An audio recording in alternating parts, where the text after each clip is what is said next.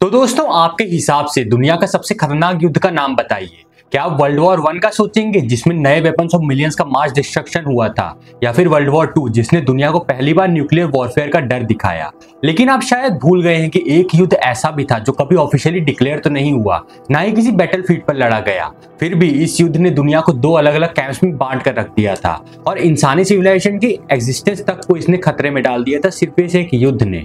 ये था cold war, एक ऐसी लड़ाई जो डिप्लोमेसी, पॉलिटिक्स और स्पाइंग और साथ ही मिलिट्री पावर के बीच खेली गई थी। ये युद्ध यूएसए और यूएसएसआर के बीच लड़ा गया था, लेकिन इसका असर हर देश के कोने पर पड़ा था। ये एक पावर गेम था जो फ्रीडम और कम्युनिज्म के नाम पर चला और इसने आने वाले समय में दुनिया की तकदीर का फैसला किया। तो जैसा कि हम सब जानते हैं कि यूएसए और यूएसएसआर एक टाइम पर एलाइज यानी कि साथी हुआ करते थे, लेकिन वर्ल्ड वॉर 2 के बाद उनकी दोस्ती का रिश्ता दुश्मनी में बदल गया। लेकिन ये दुश्मनी इतनी खतरनाक इसीलिए थी क्योंकि दोनों देशों के पास दुनिया को तबाह करने लायक न्यूक्लियर वेपन्स थे जो कि दुनिया को कभी भी खत्म कर सकते थे। तो आइए आज हम इस वीडियो में एक ऐसे सफर को शुरू करते हैं जो है साइकोलॉजिकल और पॉलिटिकल बैटलफील्ड का, जो हिस्ट्री के सबसे इंटेंस और सस्पेंसफुल एराज में से एक है। आज के इस वीडियो में हम बात करने वाले हैं कोल्ड वॉर एरा के बारे में, जो 20वीं सेंचुरी के सबसे डरावने पीरियड्स में से एक था।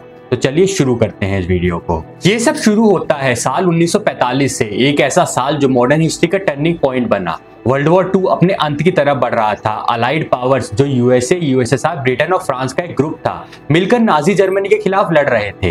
ये एक टाइम था जब दुनिया एक तरफ एक्सेस पावर्स की तानाशाही और एक्सपेंशनिस्ट पॉलिसीज के खिलाफ हो गई थी।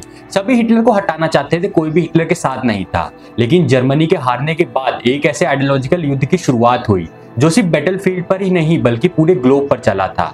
6 अगस्त और 9 अगस्त 1945 जब यूएसए ने हिरोशिमा और नागासाकी पर दुनिया में पहली बार न्यूक्लियर बॉम्ब्स गिराए, आज तक हिस्ट्री में कभी भी इतनी बड़ी डिस्ट्रक्शन नहीं देखी गई थी। तब दुनिया को एक चीज समझ आ गई कि अमेरिका ने अपने आप को सिर्फ एक मिलिट्री सुपर पावर ही नहीं बल्कि एक न्यूक्लियर सुपर पावर के रूप में प्रूव कर दिया है। और अब अमेरिका से युद्ध करने का मतलब होगा खुद को आग में फेंकने जैसा होगा। लेकिन जहां दुनिया का हर देश इन अटैक्स के बाद अमेरिका के सामने मानो झुक गया हो, हार मान गया हो, युद्ध करने के लिए किसी भी तरह से उनका विरोध करने के लिए तैयार नहीं थे, तो वहीं टिपिकल रशियन एटीट्यूड के फैशन में यूएसएसआर के लीडर जोसेफ स्टालिन ने इस न्यूक्लियर अटैक को एक सीरियस वार्निंग के रूप में देखा। स्टालिन, जो कि उस टाइम पे यूएसएसआर के प्रेसिडेंट थे, प्रीमियर थे, उनको लगा कि अगर यूएसएसआर अपने आप को स्ट्रेंथन नहीं करेगा, मजबूत नहीं करेगा, तो यूएसए पूरी दुनिया को अपने आइडियोलॉजीज के अंदर दबा देगा।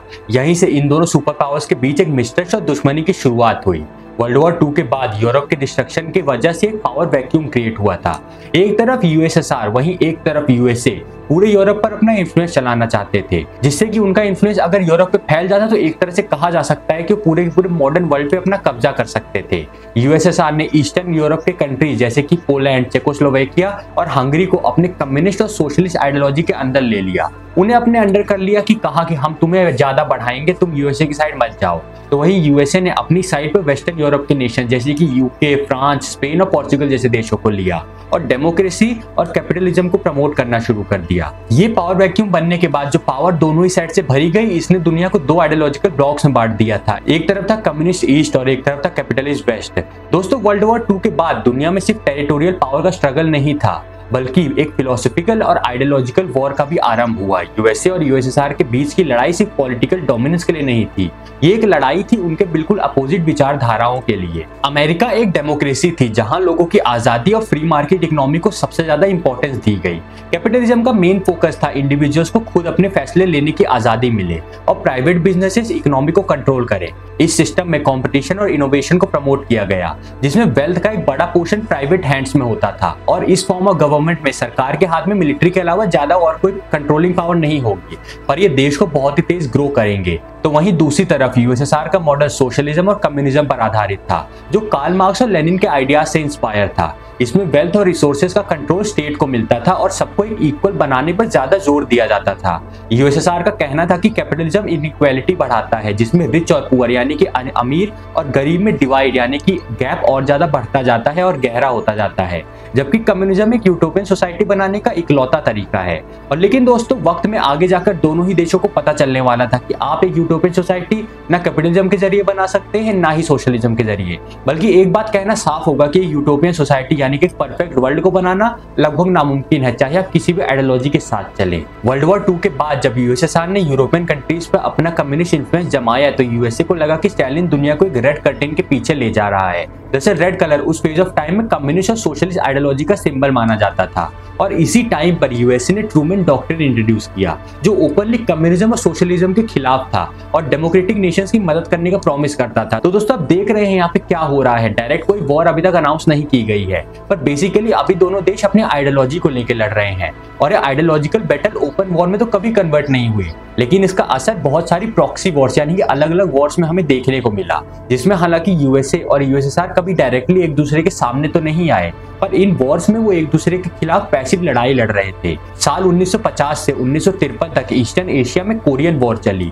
जहां नॉर्थ कोरिया को यूएसएसआर और चाइना का सपोर्ट था, वहीं साउथ कोरिया को यूएसए का। तो यहाँ पे लड़ाई बेसिकली कम्युनिज्म और कैपिटलिज्म के बीच ही हो रही थी। वियतनाम वॉर एक लॉन्ग कॉन्फ्लिक्ट था जो कम्युनिज्म के एक्सपेंशन को रोकने के लिए किया गया था।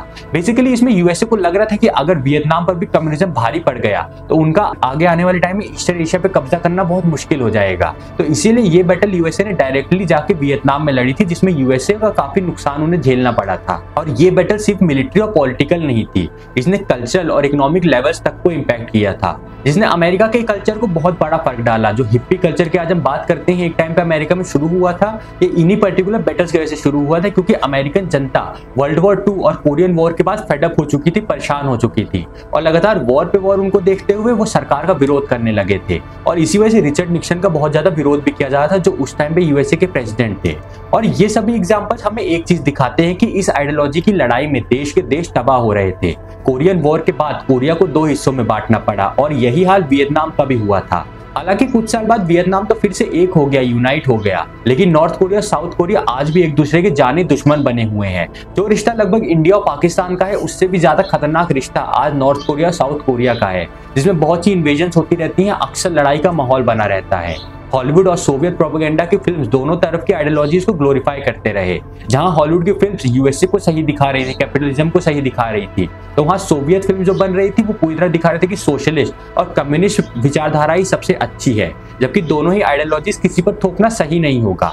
दुनिया के छोटे छोटे नेशन जो अभी आजादी हुए थे उनको फोर्स किया गया कि कोई ना कोई एक साइड चुन ले, चाहे वो अमेरिका की साइड जाए या फिर चाहे वो यूएसएसआर के साइड जाए, नहीं तो उन्हें दोनों ही साइड के देशों की तरफ से बहुत ज्यादा सैंक्शन का सामना करना पड़ता था, जो एक नए देश के लिए अपने आप को क्रिपल करने जैसी बात थी। कोल्ड वॉर का एक थ्रिलिंग और सस्पेंसफुल एस्पेक्ट था एस्पियोनाज यानी जासूसी की दुनिया। ये एक ऐसी बैटलफील्ड थी जो कभी ऑफिशियली न्यूज में नहीं आई, लेकिन दोनों सुपर पावर्स के लिए सबसे इंपॉर्टेंट यही था। इस एस्पियोनाज की लड़ाई में 2 मेन प्लेयर्स थे और रिंग के ब्लू साइड पर खड़ी थी सीआईए यानी कि सेंट्रल इंटेलिजेंस एजेंसी।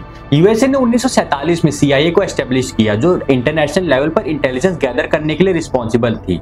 तो वहीं रिंग के रेड साइड पर मौजूद थी कम्युनिस्ट विचारधारा के साथ केजीबी यानी कि committee for state security. USSR की केजीबी दुनिया के सबसे एडवांस और रूथलेस स्पाई एजेंसीज में से एक थी। इसका मिशन था फॉरेन एस्पियोनाज के जरिए सीक्रेट्स गैदर करना और यूएसएसआर के अंदर डिसेंट यानी कि किसी भी तरह के विरोध को सप्रेस करना, ताकि उनके देश के अंदर कोई भी उनके सोवियत आइडियोलॉजीज का विरोध ना कर पाए। और ये काम केजीबी बहुत ही रूथलेस तरह से करती थी। दोनों तरफ के स्पाइस एक दूसरे की वीकनेसेस ढूंढने और सीक्रेट्स और मिलिट्री प्लान्स को डिस्कवर करने में लगे रहे। और इन सभी में कुछ बहुत ही फेमस इंसिडेंट्स भी हैं, जैसे कि U2 इंसिडेंट जो कि 1960 में हुआ था, जब यूएसए का एक स्पाई प्लेन यूएसआर के अंदर कैप्चर किया गया। तो ये एक मेजर स्कैंडल बन गया था। पायलट गैरी पावर्स को अरेस्ट कर लिया गया और अमेरिका को बहुत ही ज्यादा शर्म का सामना करना पड़ा था। बर्लिन कोल्ड वॉर का एक एस्पियोनाज एपिसेंटर था। यहाँ अंडरग्राउंड टनल, सीक्रेट कम्युनिकेशंस और डबल एजेंट्स का इंसिडेंट हमेशा कॉमन होते रहते थे। और इसी समय पर बहुत सी नई टेक्नोलॉजीज का इन्वेंशन भी हुआ, जो सिर्फ एक दूसरे पर जासूसी करने के लिए ही बनाई गई थी, जैसे spy satellites, covert listening devices और इंक्रिप्शन टेक्नोलॉजी दोनों तरफ के स्पाइस का एक मेन टूल बन गया था। और वेनोना प्रोजेक्ट उस टाइम का एक बहुत ही इंपॉर्टेंट टेक्नोलॉजिकल एडवांसमेंट माना जाता है, जो यूएसएसआर के इंक्रिप्टेड मैसेज को डिकोड करने के लिए इस्तेमाल करता था। उस टाइम पे टेक्नोलॉजी बहुत ही ज्यादा एडवांस थी और इसीलिए उसने आने वाले टाइम में डिक्रिप्शन सॉफ्टवेयर को बनाने में बहुत ज्यादा मदद की। ये स्पाई गेम सिर्फ एक कंपटीशन नहीं था, ये कोल्ड वॉर के साइकोलॉजिकल वॉरफेयर का हिस्सा था, जिसमें दोनों तरफ का गोल एक ही था कि अपोनेंट की प्लानिंग को फेल किया जाए। लेकिन दोस्तों एक बात तो माननी पड़ेगी कि इसी कोल्ड वॉर के कटथ्रोट कंपटीशन की वजह से टेक्नोलॉजी की ग्रोथ रेट बहुत ही ज्यादा तेज हो गई थी। नए नए गैजेट्स अभी टेक हर दिन सामने आ रहे थे, जो मिलिट्री स्टैंडर्ड के हिसाब से काफी ज्यादा इंप्रेसिव बात है। 1962 का क्यूबन मिसाइल क्राइसिस शायद कोल्ड वॉर का सबसे खतरनाक और ड्रामेटिक मूवमेंट था। ये एक ऐसा इवेंट था जिसमें दुनिया न्यूक्लियर वॉर के बिल्कुल करीब आ गई थी। अगर एक गलत कदम उठाया जाता तो दुनिया न्यूक्लियर होलोकॉस्ट में ढकेली जा सकती थी, जिसमें कई करोड़ लोगों की मौत होती। क्यूबा जो यूएसए के सिर्फ 90 माइल्स यानी कि 140 किलोमीटर साउथ में दक्षिण में मौजूद है, यूएसआर का एलाई बन गया था। 1959 में फिडेल कैस्ट्रो ने कम्युनिस्ट रेवोल्यूशन लीड किया और यूएसए के इन्फ्लुएंस को चैलेंज किया, और फिडेल कैस्ट्रो बड़े ही दबंग और अपने आप में निडर लीडर थे। उन्होंने साफ तौर पर यूएसए के कैपिटलिस्ट मॉडल को चुनौती देकर यूएसएसआर के साथ हाथ मिला लिया। यूएसए ने क्यूबा पर एक एम्बार्गो लगा दिया, एक इकोनॉमिक एम्बार्गो लगा दिया, और कैस्ट्रो को डिस्टेबलाइज करने के लिए बहुत से ऑपरेशन स्टार्ट किए गए। और इसी बीच सभी की नजर से बचकर यूएसएसआर सीक्रेटली क्यूबा में न्यूक्लियर मिसाइल डिप्लॉय कर रहा था। जब यूएसए के स्पाई प्लेन्स ने इसका पता लगाया तो प्रेसिडेंट जॉन एफ कैनेडी ने एक नेशनल ब्रॉडकास्ट में इस बात को अनाउंस किया, और यूएसए ने यूएसएसआर को वार्न किया कि ये मिसाइल्स अगर हटाई नहीं गई तो इसी थ्रेट को न्यूट्रलाइज करने के लिए यूएस ट्रूप्स को क्यूबा में इन्वेड करना पड़ेगा। आने वाले अगले 13 दिनों तक दुनिया एक न्यूक्लियर होलोकॉस्ट के डर से गुजरी, और जहां दुनिया को ये तो पता था कि यूएसएसआर ने सीक्रेटली न्यूक्लियर वेपन्स को यूएसए के पास प्लांट किया है, पर यूएसएसआर को ये नहीं पता था कि यूएसए ने भी अपने साथी अपने एलाई टर्की में बहुत से न्यूक्लियर वेपन्स रखे हैं, और एक गलत मूव के साथ आधी दुनिया इस न्यूक्लियर वॉर में छिड़ जाती। यूएसए ने नेवल ब्लॉकेड इंपोज किया और डिमांड किया कि यूएसआर अपनी मिसाइल्स इमीडिएटली विड्रॉ करे। यूएसएसआर के प्रेसिडेंट निकिता क्रुश्चेव और कैनेडी के बीच इंटेंस नेगोशिएशंस हुए, जिसमें एक गलत स्टेप दुनिया को तबाह कर सकता था। फाइनली यूएसएसआर ने अपने मिसाइल्स रिमूव कर दिए और यूएसए ने प्रॉमिस किया कि क्यूबा पर अटैक नहीं करेगा, लेकिन इसी समय यूएसए ने सीक्रेटली अपने भी मिसाइल्स टर्की से हटा लिए थे। ये क्राइसिस एक रिमाइंडर था कि न्यूक्लियर वेपन से एक डेटरेंट तो हो सकते हैं, लेकिन गलत हाथ में ह्यूमैनिटी के एग्जिस्टेंस तक को खत्म कर सकते हैं, उसे खतरे में डाल सकते हैं। और इस पूरे कोल्ड वॉर के दो बड़े डायमेंशंस थे, आर्म्स रेस और स्पेस रेस। आर्म्स रेस के बारे में बात करें तो दोनों सुपर पावर्स अपने न्यूक्लियर आर्सनल्स को एक्सपेंड कर रहे थे। 1945 में जहां पहली बार यूएसए ने अपना न्यूक्लियर टेस्ट किया था, तो वहीं 1949 में यूएसआर ने अपना पहला न्यूक्लियर टेस्ट कर लिया, जिससे यूएसए की मोनोपोली खत्म हो गई। 1950s और 1960s में हाइड्रोजन बॉम्ब्स के डेवलपमेंट के साथ था और ज्यादा डिस्ट्रक्शन के चांसेस बढ़ गए थे। यूएसएसआर ने जार बॉम्बा नाम का एक ऐसा बॉम्ब बनाया था जो 50 मेगाटन की यील्ड दे सकता था, और ये आज तक दुनिया में देखा गया सबसे खतरनाक हथियार था। ये एक म्यूचुअल अश्योर्ड डिस्ट्रक्शन का एरा था, जिसमें दोनों तरफ इतने न्यूक्लियर वेपन्स मौजूद थे कि ये दुनिया को अपनी तरफ से ही एक देश खत्म कर सकता था। तो रिस्पांस में दोनों देश एक दूसरे के साथ तबाह हो जाते अगर एक भी अटैक कहीं से किया जाता तो। और इसी आर्म्स रेस का बाय प्रोडक्ट था डिवीजन ऑफ यूरोप, जिसमें यूरोप दो अलग अलग हिस्सों में बांट दिया गया था। 1945 के बाद अमेरिका ने नेटो यानी कि नॉर्थ अटलांटिक ट्रीटी ऑर्गेनाइजेशन की शुरुआत की, जिससे यूके, फ्रांस, स्पेन और जर्मनी जैसे देशों ने ज्वाइन कर लिया। लेकिन उसी समय क्योंकि यूएसएसआर बर्लिन पर कब्जा उन्होंने कर रखा था, तो इसीलिए उन्होंने जर्मनी के ईस्टर्न पार्ट को इस मिलिट्री अलायंस में जुड़ने नहीं दिया, और बर्लिन के ठीक बीच से एक दीवार बना दी जो थी बर्लिन वॉल, जिसने न सिर्फ जर्मनी को ईस्ट जर्मनी और वेस्ट जर्मनी में डिवाइड कर दिया, बल्कि यूरोप भी कैपिटलिस्ट और कम्युनिस्ट के बीच डिवाइड हो चुका था, जिसमें पोलैंड की राजधानी वॉर्सो में एक वॉर्सो पैक्ट साइन किया गया, जो यूएसए के नेटो को अपोज करने के लिए बनाया गया था। और इसने वर्ल्ड वॉर 2 को खत्म होने के बाद भी यूरोप को एक युद्ध जैसे हालात में डाले रखा।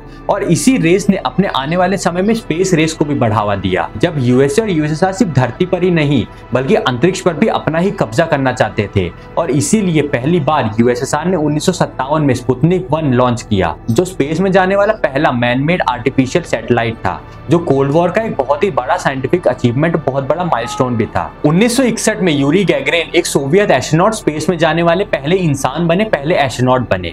और अभी तक इस रेस में अमेरिका बहुत ही पीछे छूट रहा था। तो 1962 में प्रेसिडेंट जॉन एफ कैनेडी ने यह अनाउंस किया कि 1960s के दशक खत्म होते होते नासा एक इंसान को चांद पर लैंड कराकर उसे वापस जिंदा भी ले आएगा, जो उस समय की टेक्नोलॉजी के हिसाब से लगभग नामुमकिन माना जाता था। लेकिन यूएसए ने इसका जवाब 1969 में अपोलो 11 मिशन के थ्रू दिया, जब नील आर्मस्ट्रांग ने चांद पर पहली बार कदम रखा। और बेसिकली इसी पॉइंट पर स्पेस रेस खत्म हो गई थी, क्योंकि रशिया कभी भी चांद पर अपना इंसान उतार नहीं पाया। वो कुछ स्पेसक्राफ्ट को जरूर लैंड करा पाया था, जैसे लूना नाम के बहुत से ऐसे स्पेसक्राफ्ट है जिसे उन्होंने लैंड करा लिया था, पर वो इंसान कभी भी वहां पे पहुंच नहीं पाया। लेकिन स्पेस रेस सिर्फ साइंटिफिक नहीं थी, ये नेशनल प्राइड और टेक्नोलॉजिकल सुपीरियरिटी को दिखाने का एक टूल था, जिसमें दोनों ही देश ये दिखाने के लिए पीछे अड़े हुए थे कि हम कभी पीछे नहीं हटने वाले, ना ही मिलिट्री पावर में ना ही टेक्नोलॉजिकल पावर में। 1945 के बाद शुरू हुई इस वॉर में कोई भी देश पीछे हटने को तैयार नहीं था, लेकिन 1980s तक यूएसएसआर अपनी इंटरनल क्राइसिस की वजह से कोलैप्स की तरफ बढ़ रहा था। यूएसएसआर का इकोनॉमिक सिस्टम बहुत ही इनएफिशिएंट था और मिलिट्री एक्सपेंडिचर की वजह से इकोनॉमिक क्रिपल्ड हो गई थी। यूएसएसआर अपने सो कॉल्ड कम्युनिस्ट और सोशलिस्ट माइंडसेट की वजह से इकोनॉमिक ग्रोथ में बहुत ही पीछे छूट रहा था और जीडीपी ग्रोथ बहुत ही ज्यादा कम थी। जहां एक तरफ यूएसए ने वर्ल्ड वॉर 2 के सिर्फ 40 साल के अंदर अंदर अपनी जीडीपी के साइज को 3 गुना ज्यादा बढ़ा लिया था, तो वहीं यूएसएसआर अभी तक 20 से 25% आगे बढ़ा था, जो यूएसएसआर की स्टैग्नेंट इकोनॉमी के बारे में हमें बताता है। उस समय यूएसएसआर के लीडर मिखाइल गोर्बाचेव ने ग्लासनोस्ट, जो कि ओपननेस, और पेरेस्ट्रोइका, जो कि रिकंस्ट्रक्टिव पॉलिसी थी, उन सब के बारे में हमें बताया। लेकिन ये पॉलिसीज कम्युनिस्ट रेजिम को और भी ज्यादा डिस्टेबलाइज कर रही थी और अब यूएसएसआर का वो मोमेंट आने ही वाला था जिसमें यूएसएसआर एक बड़ा देश टूटकर अलग होने वाला था।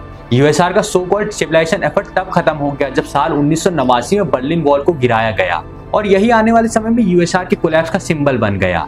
ईस्टर्न यूरोप के नेशंस कम्युनिज्म के खिलाफ रिवोल्ट कर रहे थे और यूएसएसआर उन्हें कंट्रोल नहीं कर पा रहा था और कुछ ही समय में ये दुनिया का सबसे बड़ा देश साइज में 2/3 होने वाला था। 1991 आते आते साल 1991 में फाइनली यूएसएसआर डिसॉल्व हो गया, ऑफिशियली डिसॉल्व कर दिया गया और कोल्ड वॉर का अंत हुआ। यूएसए कोल्ड वॉर का विक्टर यानी कि विजेता बनकर सामने आया और यूएसएसआर के अलग अलग यूनियंस और स्टेट्स अलग अलग देशों में बंट गए। यूएन में यूएसएसआर की सीट रशिया को पास ऑन हो गई, क्योंकि यूएसएसआर का ज्यादातर इलाका रशिया के पास ही आया था। बेसिकली यूएसएसआर आगे जाकर रशिया बन गया और भले ही 1991 में यूएसएसआर को डिसॉल्व होने के बाद कोल्ड वॉर खत्म जरूर हो गई हो, लेकिन रशिया और यूएसए के बीच के एक मिलिट्री सुपर पावर बनने की रेस आज भी जारी है, जिसका लेटेस्ट एग्जांपल हमें रशिया यूक्रेन वॉर में देखने को मिलता है, जो 2022 के फरवरी में शुरू हुई थी और कुछ ही दिनों में इस वॉर को शुरू हुए 3 साल होने वाले हैं। लेकिन जहां यूक्रेन का सपोर्ट नेटो कर रहा है, तो वहीं रशिया अपनी तरफ से यूक्रेन के ऊपर हमला कर रहा है और जिस वजह से दो जायंट्स के बीच की लड़ाई में धीरे धीरे एक छोटा सा देश खत्म होता जा रहा है।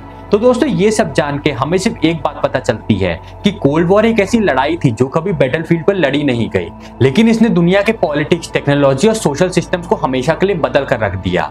ये पीरियड ह्यूमैनिटी के लिए एक रिमाइंडर है कि पावर और ईगो के नाम पर किस तरह पूरी दुनिया खतरे में आ सकती है, लेकिन इसने एक और चीज दिखाई जो थी डिप्लोमेसी और नेगोशिएशंस की पावर। आज के लीडर्स के लिए ये एक सबक है कि लड़ाई से ज्यादा इंपॉर्टेंट शांति और समझौता होता है। दोस्तों, आप इन सभी के बारे में क्या सोचते हैं मुझे कमेंट करके जरूर बताइएगा और अगर आपको वीडियो पसंद आई हो तो वीडियो को लाइक और शेयर जरूर कीजिएगा और ऐसे ही और भी इन्फॉर्मेटिव और इंटरेस्टिंग वीडियोस देखने के लिए हमारे चैनल सब्सक्राइब करना बिल्कुल मत भूलिएगा दोस्तों, क्योंकि हम ऐसे ही इंटरेस्टिंग वीडियोस हमारे चैनल पे रेगुलर इंटरवल पे डालते रहते हैं। ऐसी और भी वीडियोस देखने के लिए चैनल सब्सक्राइब करें और मिलते हैं ऐसे ही किसी और भी वीडियो में। तब तक के लिए जय हिंद और वंदे मातरम।